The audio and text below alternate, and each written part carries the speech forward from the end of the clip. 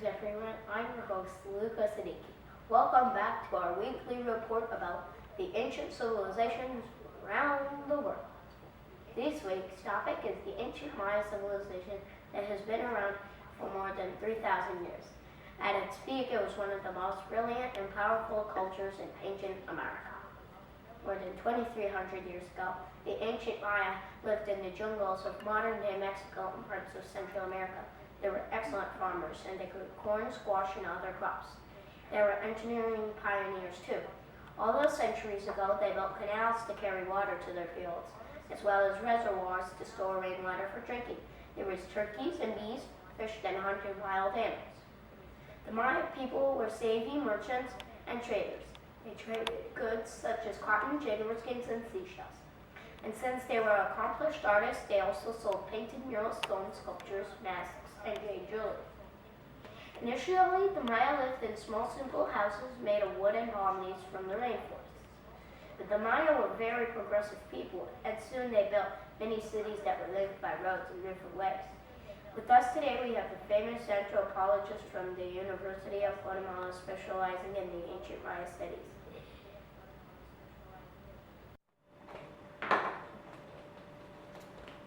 Mr. Siddique, Thank you, Mr. Luka, for inviting me to your show. could you please tell us a bit more about the Maya cities and what they were like? Luka, as you mentioned, once the Maya became such skilled farmers, a group of people were able to settle in villages, which sometimes grew into cities and city-states. By about 300 BC, the ancient Maya formed approximately 50 cities in what is now Guatemala. One of the biggest and most important ones was Tikal, that according to some experts had a population of over 60,000 people. These cities were the centers of trade and entertainment, but they also had a religious purpose. While ordinary people remained in villages outside cities, the city population consisted mostly of various officials, priests, traders, and artists. Is it true that there are similarities between the Mayas and another ancient civilization from another part of the world? But that is correct, Luka. Like in Egypt, numerous Maya cities had big temples shaped like pyramids. Some were more than 200 feet tall. The Maya believed that these high locations brought them closer to heaven.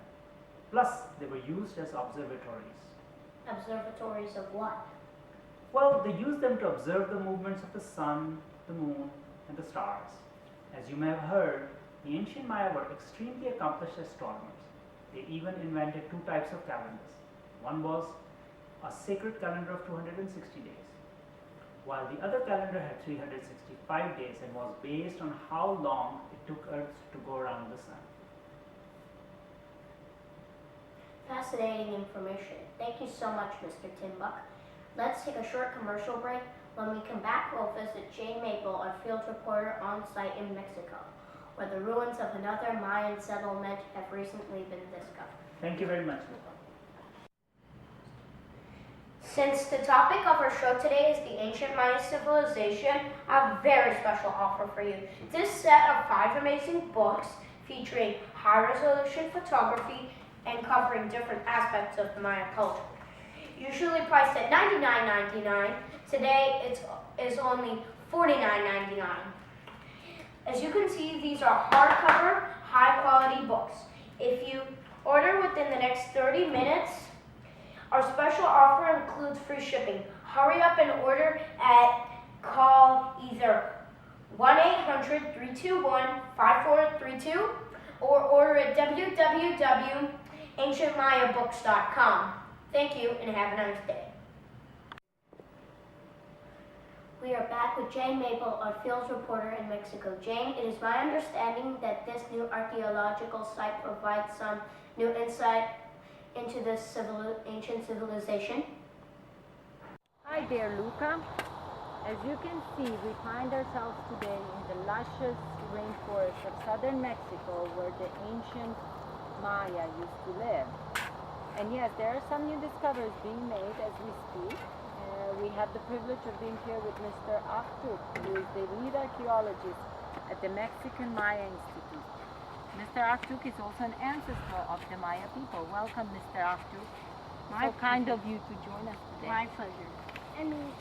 And you? And who might you be? Ian. Ian? Are you the helper? Yeah. Okay. So this is Professor Akhtuk's helper. No, I mean our. Okay. What are some artifacts excavated from the site, Professor Akhtuk? Very exciting. We were able to obtain a part of the Maya book written on paper made from fig tree bark. It offers yet another testimony of how advanced the Maya were in their writing. I'm not so sure if you are aware of this fact, but the Maya were the first people in Central America to start writing.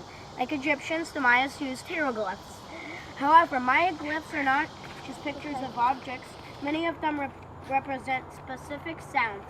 There are about 800 glyphs. Amazing. Were you able to retrieve anything else? Some pottery and other artifacts. But the most intriguing and well-preserved is by far a small statue of one of the Maya gods. As you probably know, the Maya believed in many gods. In fact, there were more than 160 different gods and goddesses. Their chief god was Itzama, and the Maya thought he was god of learning and science. Many Maya gods were linked to nature and farming. The Maya were very spiritual. They prayed often and even offered sacrifices such as animals, jewelry, and on occasion, people to keep the gods happy. They believed in the afterlife and buried the dead in caves that were considered routes to the underworld.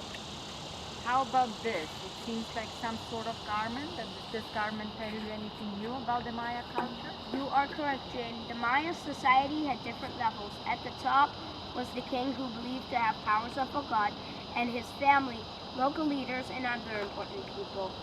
Then came craftspeople and merchants, and right below them were farmers. At the very bottom of the social pyramid were the slaves. The status of a person could be told by their clothes. The poor were simple cotton clothing, and the rich wore fancy robes with lots of heavy jewelry. The Maya rulers wore huge feathered headdresses and jaguar skins. The dress is a simple cotton garment, so we can assume it belonged to a woman from the lower level of society. Thank you for sharing all this fascinating information with us, Professor Akhtuk. Now back to you, Luka. Mr. Ian, you say goodbye too to the audience. Bye. Bye. Thank you for your extra special report, Jane. So what happened to this astonishing civilization? By 900 AD, the Maya abandoned their low-lying cities and started moving to the highlands. Experts guess that lack of rain, overcrowding, war, and illnesses may have been the reasons for this.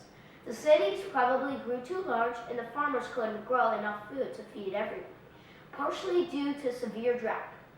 Because people didn't have enough nutritious food, many of them became ill and died. In addition, a lot of people were dying in wars between different city-states and in attacks by the Spanish explorers trying to conquer the ancient Maya's land.